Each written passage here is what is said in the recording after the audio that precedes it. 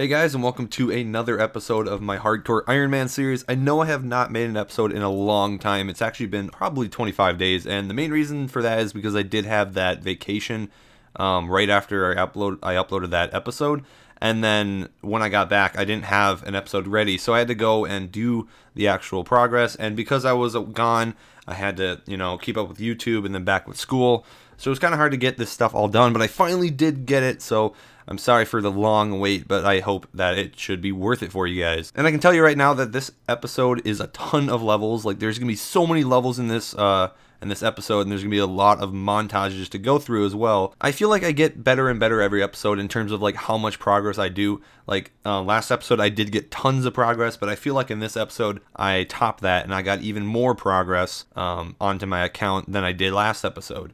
Hopefully I can keep up that trend and just keep on going. But basically I started off just doing some fire making, and considering I had no logs other than the willows that I had a while back, I had to cut a ton of regular and oak logs to get through the earlier fire making levels, and I had to also cut extra couple hundred willows as well. So it all totaled up to about like 1,000 oaks and then a few hundred more willows than I already had. And then the extra oaks that I will keep, I'm going to use for fletching later on. So in the process, I got 4 levels of wood cutting, and I hit 51 of that.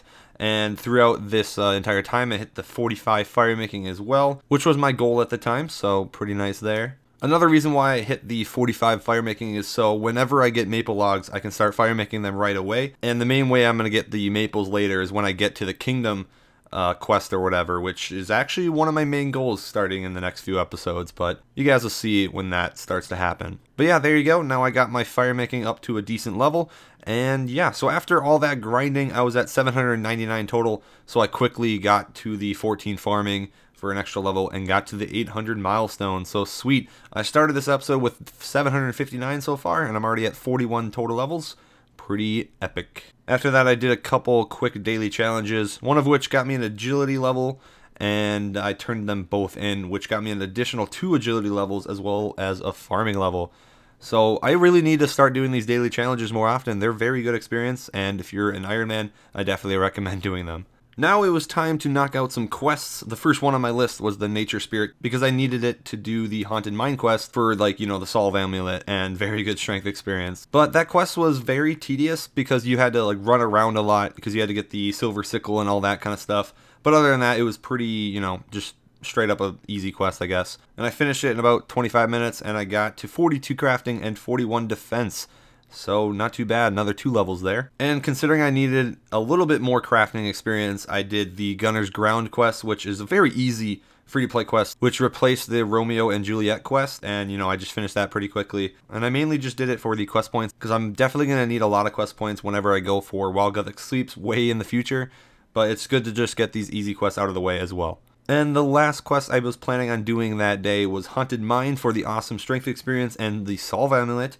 And I finished it quite quickly. It was actually not that bad. There was a part of the quest where you have to do the cart, and that was kind of annoying. I kind of forgot how to do it, so I was stuck on it for like 10-15 minutes. But other than that, it was pretty straightforward. Finished that, and that got me to 40 strength from 33. So that was 7 levels in just one quest, and that'll definitely help me when I go back to combat eventually.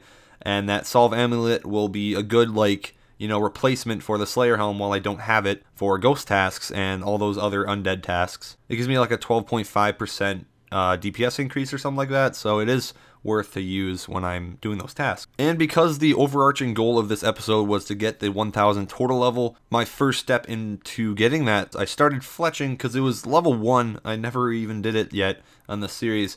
So I went to the Evergreens west of the Barbarian Village to get some, regular logs for the beginning of fletching. I know there's probably different places I could have done this, but I just thought of the Evergreens, and I quickly got to level 10 by just doing the arrow shafts. Then I bought some feathers, got the headless arrows, and did from like 10 to 20 using those, and that was pretty quick because the headless arrows are much better experience than the arrow shafts. It was like night and day. It really did speed up the fletching. And then once I had all these headless arrows, I, just used my leftover oaks from the fire making to go from 20 to 33 fletching. It worked really well. Fletching isn't that bad of a skill. It's just kind of sucky to get the actual logs and stuff. It's a lot of wood cutting and everything like that. But because I'm level 33, I can't even use my willows yet. So I'm just going to hold off for now. I'm going to wait a little bit. But it is nice that I quickly gained the 32 levels needed for, getting closer to the 1,000 goal. After that, I wanted some more quick total levels, so I started the Divination skill, which was also level 1, and I quickly grinded through the 29 total levels to get me to 30, and I started out at the Pale Wisps until 10 to 20 did Flickering, and then so on until I reached 30. But I also did the Gothixian Cache, or whatever you call it, for a bunch of experience there. I mean, I plan on doing it more on my main as well, because it is very good divination experience, and it's very easy. So I might do it more often on my Ironman than usual, and I'll just come back to it a lot. But I do need to work on divination in time to get to 78 divination, because once I'm at 78, I can make Sign of Lives, which will definitely help on the hardcore Ironman, because if I die, I'm pretty sure that doesn't count as a death, and it's kind of like an extra life without actually being one. But after all those AFK skills, I felt like going for my last level 1 skill, which was Dungeoneering, and I was already decent high level for combat and such, so like the initial combat wasn't too hard. And it's good to start this skill because I do need 80 and 85 or whatever for Chaotix and Frost Dragons respectively. But either way, I just grinded through it. Dungeoneering is just very good combat experience. And yeah, I was just doing this. I did a lot of skilling in it as well. So the dungeons did take a long time. But I did do this for a few hours. I think like 3 or 4 hours. And I got from 1 to 41 Dungeoneering, which overall is pretty nice progress there. It was like 40 total levels. And I also got several other levels in the dungeons as well, like smithing, mining, fire making, farming, all these things. I don't think I got fire making, but I got a lot of things. And I also got 50 attack too, so I can get rune weaponry whenever I get the rune 2H. I do have the rune skimmy, but I don't have the offhand, so it's not worth using right now. And then, yeah, this basically put me up to 948 total level, only 52 away from getting the 1000 goal. Now that I was done with all the dungeoning, I was kind of bored of it, kind of burnt out. I needed, the extra 52 levels, so I decided to do Thieving because it's, generally fast and easy. So the first stop was going to the Silk Stalls, so I tried that for like a level, and then I realized it's not that good. And just by killing the guards, actually, who caught me, I got 57 mage, so that's cool. But eventually I started doing both Silks and Bakers combined for faster experience. And then again, I realized I wasn't all that good. So I tried wines and cakes at the Taverley thieving locations, and that worked a lot better. And I did this until 30 so I could do the feud quest. I started the feud quest, which really isn't all that bad. It is kind of tedious and annoying, but overall it is worth the time because of the reward at the end. And there you go, I finished it, took like 30 minutes, and it got me to 37 thieving from 30. So it was like 15k thieving experience, so overall, I'm glad I did that quest. Next, I went to the Thief Guild, and I did some thieving on the cell doors, which are actually pretty good experience if you don't know how to do these things.